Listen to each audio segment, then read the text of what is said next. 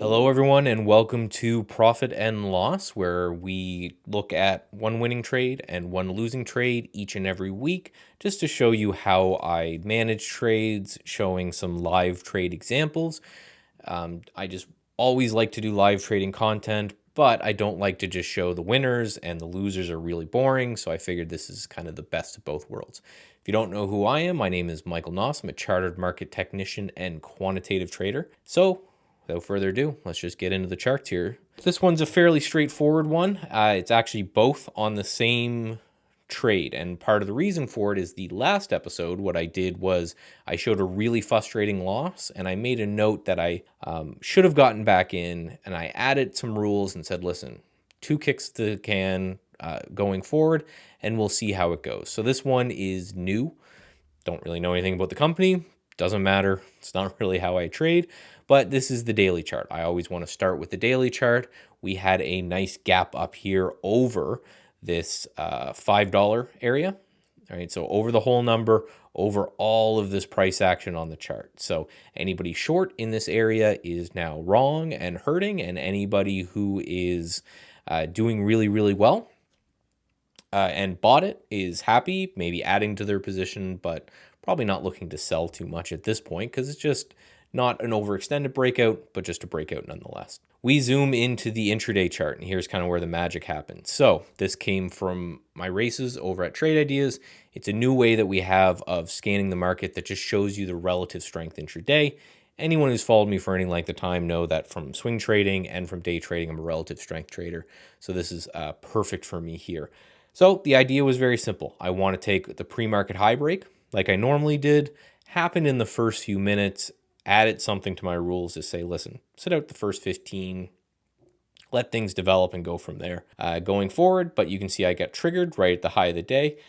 It came back down and stopped me out, which I had my stop at the low of the day. So that was the same thing that happened in the last episode where I got kind of bottom ticked like this and it started to run. So I said, okay, if this occurs again, I'm going to take one more shot at the trade. If the trade doesn't work twice, then, I'm just wrong on it. It's either choppy or I'm just not reading this particular company correctly, and it's time to move on. And what we saw was climbed back up here and put in a little bit of a base at about 525, which wasn't over this all-time high, but you can see it kind of lines up perfectly with this high right here. So there was some resistance going on in through here, popped up back on the races to show, yes, the relative strength is here on that one. I bought some right here. I don't know why it's 2 buys. Maybe I got filled twice on the same order, but I took another trade. My stop is now no longer at the lows here, but I can use the last swing low. So I use this low right here, basically saying if we kind of bounce from here and then start to break down and we break that swing low, we're probably going to lows. And if we go to lows, we're probably going lower. So the way I looked at it is here's my line in the sand where I got to go. And you can see it just kind of ran up here until pretty much the end of the day is where I closed out of it.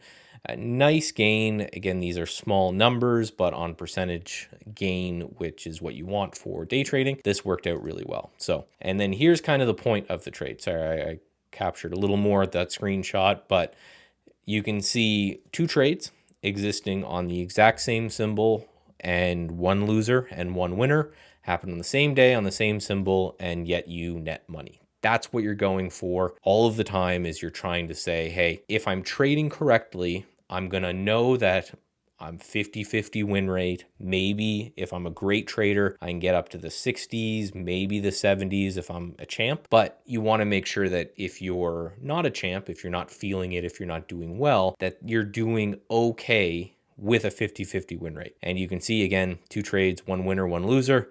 One ran significantly, the other came and kind of stopped me out for a net profit of about $1,000. So if you guys are interested and you want to see more of this kind of stuff, link in the description below takes you over to my website. I hope to put one of these out weekly, give or take. Don't hold me to that as a new father.